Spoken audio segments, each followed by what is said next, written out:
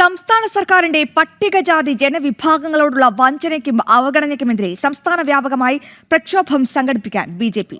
പട്ടികജാതി മോർച്ച തീരുമാനിച്ചതായി സംസ്ഥാന പ്രസിഡന്റ് ഷാജിമോൻ വട്ടേക്കാട് പറഞ്ഞു. ഫെബ്രുവരി 16, 17, 18 തീയതികളിൽ കളക്ടറേറ്റ് മാർച്ചും ധർണയും സംഘടിപ്പിക്കും.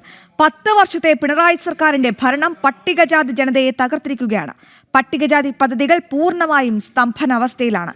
കേന്ദ്ര സർക്കാർ പട്ടികജാതി ക്ഷേമത്തിന് നൽകുന്ന ഫണ്ടും പദ്ധതികളും വകമാറ്റുകയാണെന്നും ഷാജിമോൻ വട്ടേക്കാട് പറഞ്ഞു. ഈ സംസ്ഥാന സർക്കാരിൻ്റെ പട്ടികജാതി വഞ്ചനയ്ക്കെതിരെ അതിശക്തമായ പ്രക്ഷോഭ പരിപാടികൾ, ആ പരിപാടികൾക്ക് ഭാരതീയ ജനതാ പട്ടികജാതി മോർച്ച സമരമായിട്ട് മുന്നോട്ട് പോകാൻ തീരുമാനിച്ചിരിക്കുക. അതിൻ്റെ ഭാഗമായിക്കൊണ്ട് ഫെബ്രുവരി മാസം 16, 17, 18 തീയതികളിൽ കേരളത്തിലെ 30 കേന്ദ്രങ്ങളിലേക്ക്, സംസ്ഥാന സർക്കാർ ഓഫീസുകളുടെ മുൻപിലേക്ക്, കളക്ടറേറ്റുകളിലേക്ക് ഭാരതീയ ജനതാ പട്ടികജാതി മോർച്ച സമരം സംഘടിപ്പിച്ചിരിക്കുകയാണ്. മാർച്ചും ധർണയും സംഘടിപ്പിച്ചിരിക്കുകയാണ്.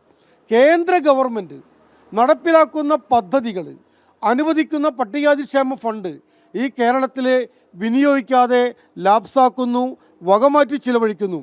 ഇതിനെതിരെ അന്വേഷണം ആവശ്യപ്പെട്ടുകൊണ്ടാണ് ഭാരതീയ ജനതാ പട്ടികജാതി മോർച്ച സംസ്ഥാന വ്യാപകമായിട്ട് അതിശക്തമായിട്ടുള്ള സമരപരിപാടികളുമായിട്ട് മുന്നോട്ട് പോകാൻ നിശ്ചയിച്ചിട്ടുള്ളത്.